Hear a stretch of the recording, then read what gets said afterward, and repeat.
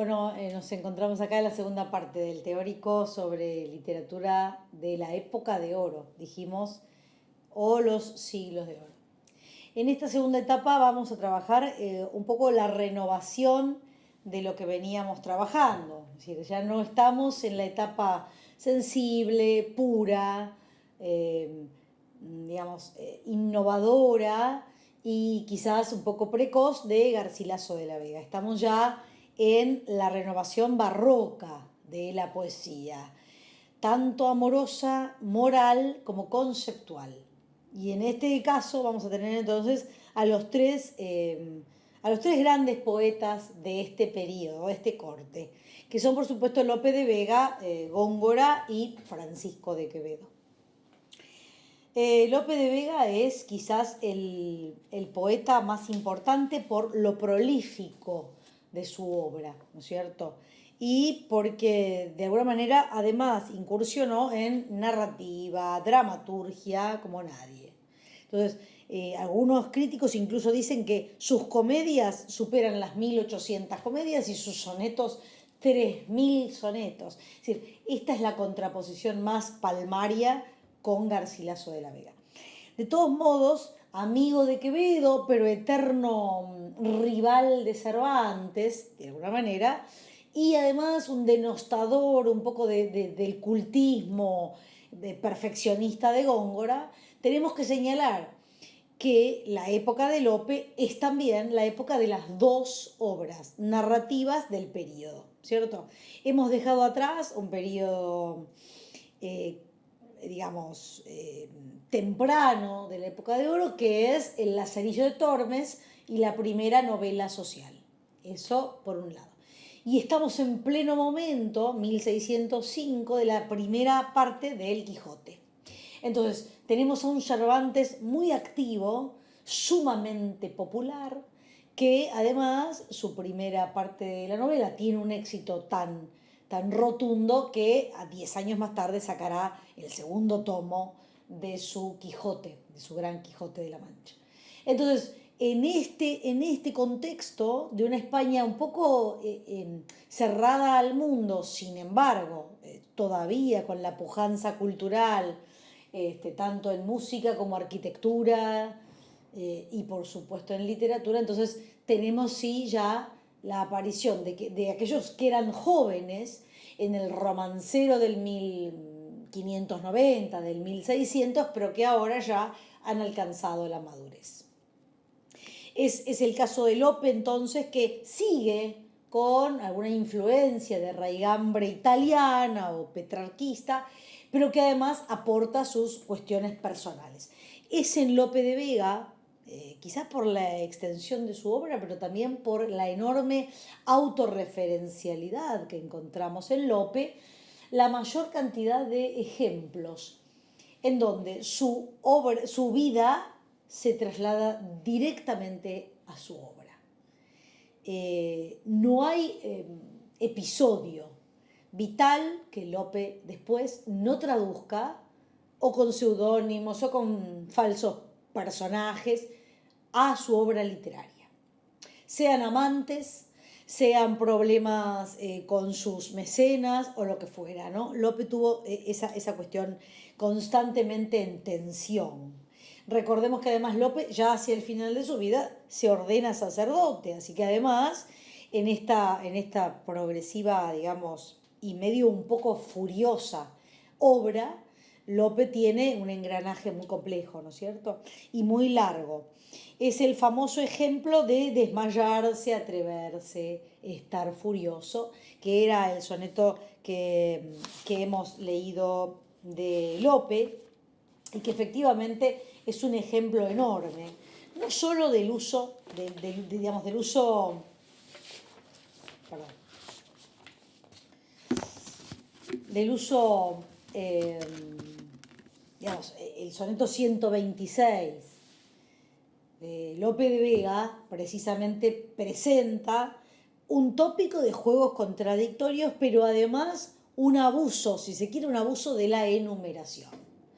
La enumeración, por suerte, porque eso efectivamente trabaja y nos muestra la idea de un Lope maduro, no es una enumeración de verbos solamente, o no es una enumeración de adjetivos, sino que hay una mezcla de todo tipo de palabras. Esto hace que sea una forma más convincente y más madura de Lope, ¿no? Por otra parte, la vivencia íntima de lo que es el amor, digamos, vivido de un modo muy, muy directo. En Lope está eso, ¿no? Sus experiencias personales, como dijimos, y la traducción directa, casi inmediata, a la literatura, su predilección por esto, por lo autobiográfico. En este tópico de juegos contradictorios, ¿no? Porque el cielo cabe en un infierno, etcétera, etcétera, sigue Lope de Vega en este contexto digamos, de la corriente italiana o petrarquista. Y sigue siendo un soneto con la rima tradicional del encabalgamiento de los dos cuartetos y de los dos tercetos, etcétera, etcétera. La diéresis en la palabra suave es muy interesante y lo hace muy musical, ¿no? Y nos recuerda un poco también a la musicalidad y la sensibilidad puras que tenía Garcilaso. La palabra engaño y desengaño en este soneto está claramente todo el tiempo puesta en tensión, ¿no? ¿Qué es la verdad? ¿Qué es el engaño? Y cómo el amor se enraiza en este juego de opuestos, ¿no? Básicamente de opuestos.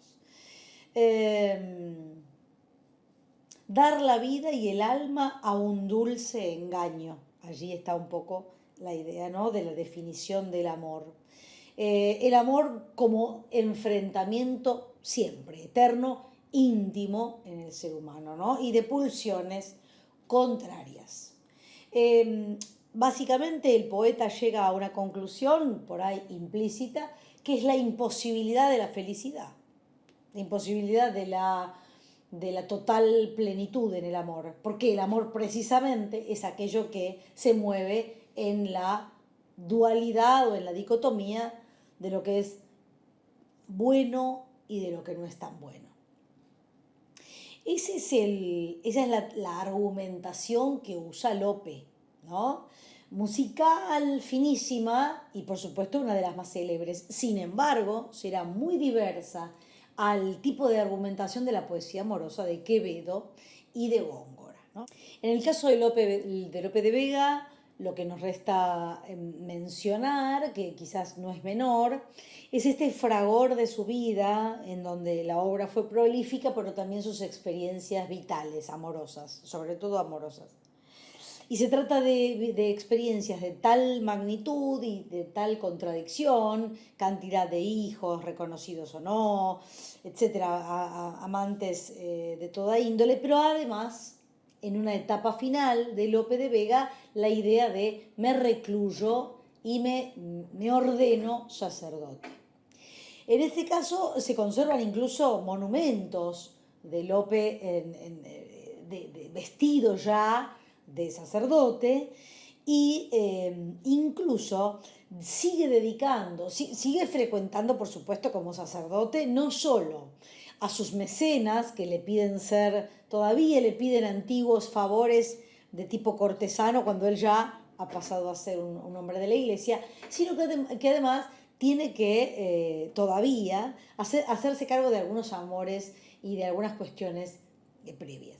Es famoso el soneto número 100 de Lope, cuando ya es sacerdote y debe, digamos, enterrar a una de sus amantes, a Marta de Nevares, la última amante de Lope.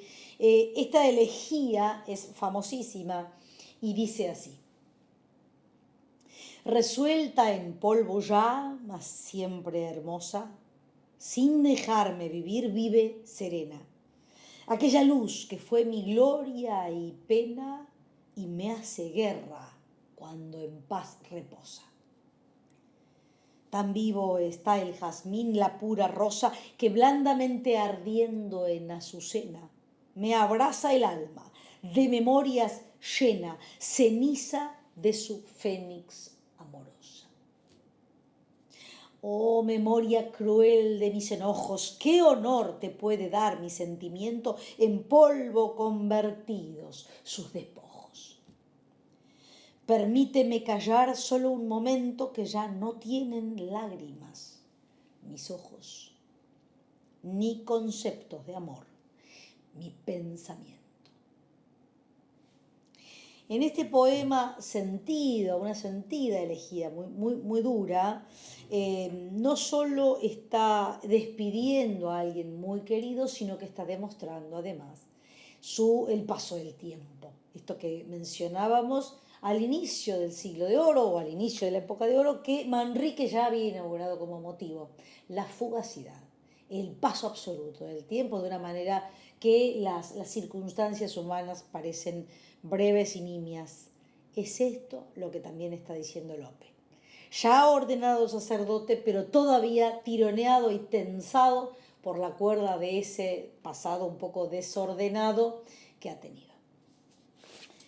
Es una de las más bellas elegías que ha compuesto Lope, y por supuesto sacó dos tipos de rimas, dos volúmenes de rimas, el de rimas comunes y el de rimas sacras. En su última etapa, obviamente, Lope saca esa última cuestión más humana relacionada con lo divino. Llegamos al punto culminante de esta etapa, de esta España, digamos, que ya ha pasado a ser la de Felipe III y la de Felipe IV, y que está en una franca decadencia en términos, por ahí, políticos, ¿no? España se ha cerrado, ha tenido constantes guerras y efectivamente ha perdido territorios, obviamente, ha gastado mucho más de lo que ha entrado por la conquista americana, y efectivamente ya no es el caudal de dinero y el caudal de coronas que estaban al comienzo de esta etapa. Quevedo entonces no será un simple petrarquista o un simple continuador de la línea italiana cuando hable de amor, sino que también introducirá conceptos nuevos y, por supuesto, sátira, parodia y humor, incluso el humor más amargo. Ese es Quevedo. No por nada Borges señala que es quizás la voz más original de todo este periodo, que estamos hablando, por supuesto, de 2 siglos y más.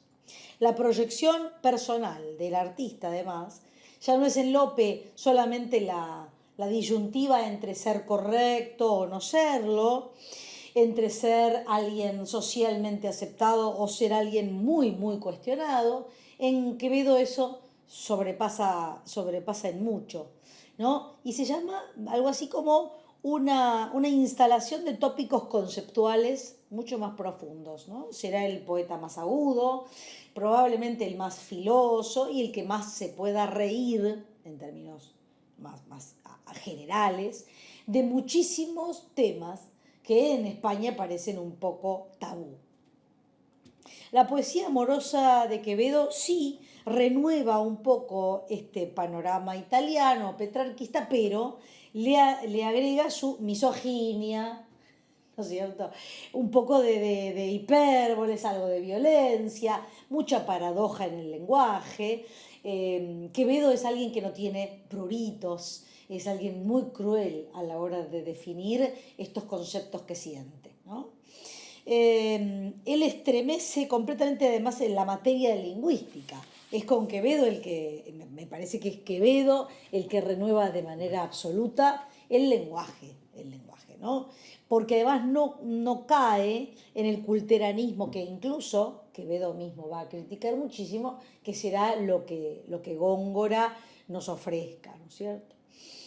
De Quevedo, entonces, podemos leer quizás el punto culminante de su poesía amorosa, quizás no de las otras vertientes, ¿no? Que son la sátira, la parodia, la autobiografía en los poemas, las redondillas satíricas típicas de Quevedo, sino más bien su cumbre de poesía amorosa llamada Amor constante más allá de la muerte.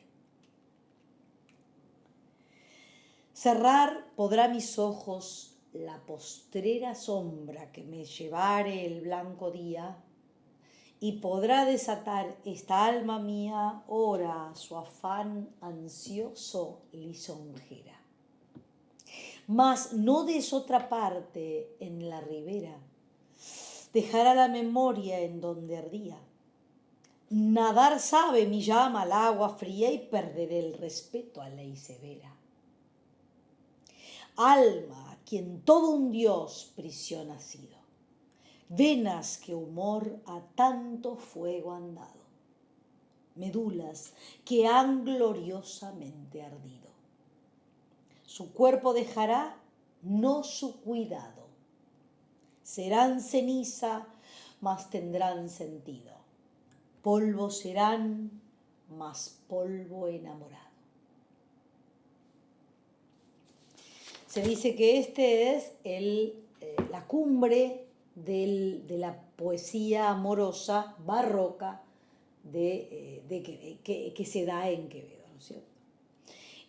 Son Góngora y Quevedo, por supuesto, digamos, la consagración del traspaso del octosílabo al endecasílabo, de modo tal que lo surcan de un modo espontáneo y al servicio de muchísimos tópicos más complejos que lo que encontrábamos por ahí en Garcilaso o incluso en Lope. Entramos en la fase final del siglo XVII, que es nuestro periodo, ¿no es cierto? Allí ya la mayor parte de los poetas que nosotros trabajábamos, tanto cultos como populares, han escrito sus mayores obras. La revolución poética de Góngora pasa más bien por el lado culto, con la fábula de Polifemo y Galatea y sus soledades. Las soledades de Góngora son lo mejor que se puede leer en Góngora. Esta cuestión de lo difícil, de lo inteligible, de aquello que no se puede comprender, quizás es todavía hoy recalcado por, en general, los estudiantes que se acercan a la época de oro, entre los hipérbatos, los latinismos, sí, la paciencia que hay que dedicarle para desentrañar sus versos. No se torna fácil la poesía de Góngora, pero responde claramente al mundo que veníamos trabajando, ¿no es cierto? Los mayores poemas de Góngora están, insisto, en sus soledades. Cultivó la fábula mitológica tanto como el poema descriptivo y el poema amoroso. Ahora vamos a leer un ejemplo que es extraordinario. Los elementos de su lírica efectivamente llevan al lenguaje a un extremo, lo tensan a un extremo, que encima, por añadidura, no es conceptual como en Quevedo, sino más bien es formal. Por eso hoy la resistencia ante Góngora es mucho mayor. Su expresión original resultaba novedosa y compleja ya en el 1600. Hoy en día, por supuesto, cada verso cincelado de ese modo está claro que también lo es. No es para mantenerlo en un gueto académico, pero claramente Góngora es de los tres el menos claro. Entre Lope, Quevedo y él, y Góngora, de los tres es el menos claro. Y recordemos que nosotros iniciamos nuestro viaje, nuestro pequeño viaje, con dos poetas, dos escritores, que inauguran este periodo y que se caracterizan por su claridad, por la inauguración de motivos que son claros. La poesía no es poesía si no es clara, ¿no? Y esto es muy importante a la hora después de entender cómo el estudio de esta época de oro también permite mejorar nuestro propio idioma. Ese está un poco el espíritu que nosotros tenemos, ¿no? Es un cultismo que peca un poco de oscuro y de ininteligible, como dicen muchos estudiosos, y que no es para los que no están iniciados en en esta polémica, ¿no? Y en este siglo XVII, etcétera, etcétera. Así que vamos a leer un soneto de Góngora. Probablemente no resulte simple, pero vamos a intentarlo porque es de una perfección maravillosa.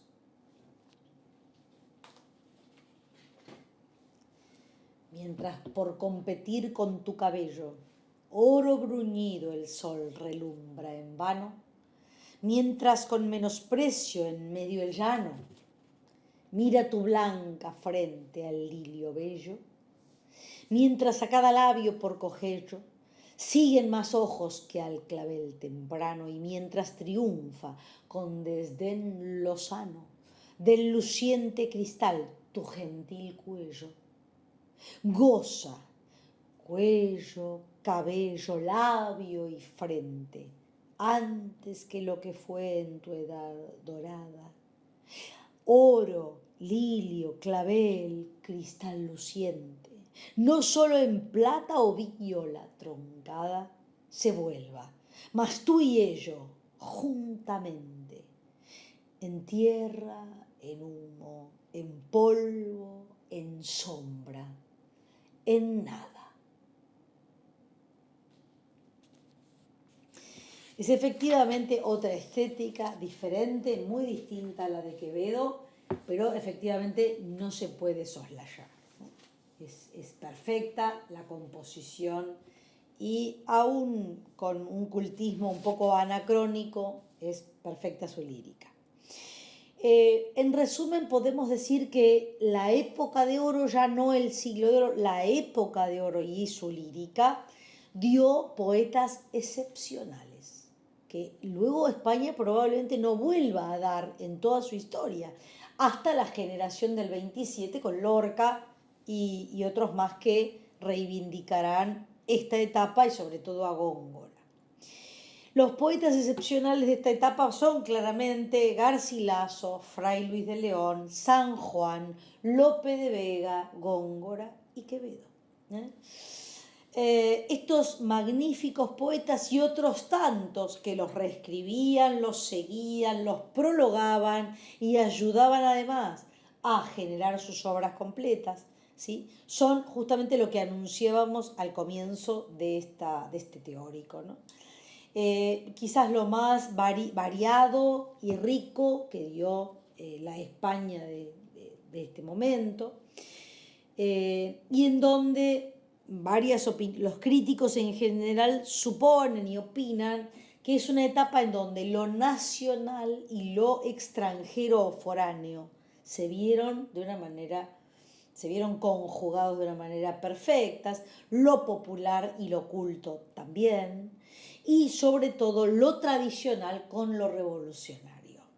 Baste aclarar que esta admirable etapa o este admirable periodo de la poesía española está incitado claramente por la aparición geográfica y macropolítica de América, como el gran tópico nuevo de la poesía que va a guiar a la España de estos Augsburgo, que luego caerán en la decadencia ya después de Felipe III y IV con Carlos II.